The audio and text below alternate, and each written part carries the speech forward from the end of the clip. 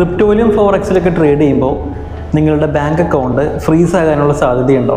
ഞങ്ങൾക്ക് DM-ൽ വന്നൊരു ഡൗട്ടാണ്. Forex trading ചെയ്യുമ്പോൾ സേവിങ്സ് ബാങ്ക് അക്കൗണ്ട് ത്രൂ ചെയ്ത് കഴിഞ്ഞാൽ അത് ബ്ലോക്ക് ആവാനുള്ള, അതായത് ബാങ്ക് അക്കൗണ്ട് ഫ്രീസ് ആകാനുള്ള സാധ്യതയുണ്ട് എന്ന് പറഞ്ഞു കേട്ടു. അതുകൊണ്ട് ഒരു കറണ്ട് അക്കൗണ്ട് ഓപ്പൺ ചെയ്യുന്നത് നല്ലതാണോ എന്നാണ് ചോദ്യം. ഫോറക്സ് ട്രേഡിംഗ് ചെയ്യുന്ന സമയത്ത് നിങ്ങൾ കറണ്ട് അക്കൗണ്ട് യൂസ് ചെയ്താലും സേവിങ്സ് അക്കൗണ്ട് യൂസ് ചെയ്താലും അതിന് പ്രത്യേകിച്ച് അഡീഷണൽ സേഫ്റ്റി ഒന്നും തന്നെയില്ല. നിങ്ങളുടെ അക്കൗണ്ട് ഫ്രീസ് ആകുന്നത് ഏത് ടൈപ്പ് അക്കൗണ്ട് യൂസ് ചെയ്യുന്നു എന്നതിനനുസരിച്ചല്ല, നിങ്ങൾ ഏത് ടൈപ്പ് ട്രാൻസാക്ഷൻസ് ചെയ്യുന്നു, ഏത് പ്ലാറ്റ്ഫോമിലൂടെ ട്രേഡ് ചെയ്യുന്നു എന്നതിനനുസരിച്ചാണ്. ഇവിടെ RBIയുടെയും SEBIയുടെയും റെഗുലേഷൻസ് ഫോളോ ചെയ്തുകൊണ്ട് ഓതറൈസ്ഡ് ആയിട്ട് പ്രവർത്തിക്കുന്ന പ്ലാറ്റ്ഫോംസിലൂടെയാണ് നിങ്ങൾ ട്രേഡ് ചെയ്യുന്നതെങ്കിൽ നിങ്ങളുടെ അക്കൗണ്ട് ഒന്നും തന്നെ ഫ്രീസ് ആകുന്നതല്ല.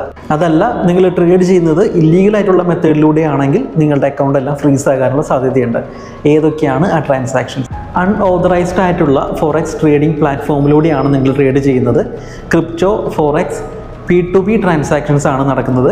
തേർഡ് പാർട്ടി ഡെപ്പോസിറ്റ്സ് വരുന്നുണ്ട്. നിങ്ങളുടെ ട്രേഡിംഗ് അക്കൗണ്ട് ഒരു മ്യൂൾ അക്കൗണ്ടിൻ്റെ പാറ്റേൺസ് കാണിക്കുന്നുണ്ടെങ്കിൽ തീർച്ചയായിട്ടും നിങ്ങളുടെ ബാങ്ക് അക്കൗണ്ട് ഫ്രീസ് ആകാനുള്ള സാധ്യതയുണ്ട്.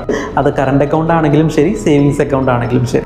ഇനി നിങ്ങൾ കറണ്ട് അക്കൗണ്ട് യൂസ് ചെയ്തുകൊണ്ട് മാത്രം അത് ഫ്രീസ് ആകാതെ ഇരിക്കുകയൊന്നുമില്ല. ഏത് അക്കൗണ്ട് ആണെങ്കിലും അൺഓതറൈസ്ഡ് ട്രാൻസാക്ഷൻസ്, ഇല്ലീഗൽ ട്രാൻസാക്ഷൻസ് നടക്കുകയാണെങ്കിൽ അത് ഗവൺമെൻറ് സ്പോട്ട് ചെയ്യുകയാണെങ്കിൽ തീർച്ചയായിട്ടും ഫ്രീസ് ആകുന്നതാണ്. ട്രേഡേഴ്സിൻ്റെ ഇടയിൽ വേറൊരു തെറ്റിദ്ധാരണ കൂടിയുണ്ട്. അതായത് ട്രേഡിംഗ് പ്രോഫിറ്റ് എത്രയാണെങ്കിലും അത് ബാങ്ക് അക്കൗണ്ടിലേക്ക് വിഡ്രോ ചെയ്താൽ മാത്രമേ ടാക്സ് വരുമെന്ന്.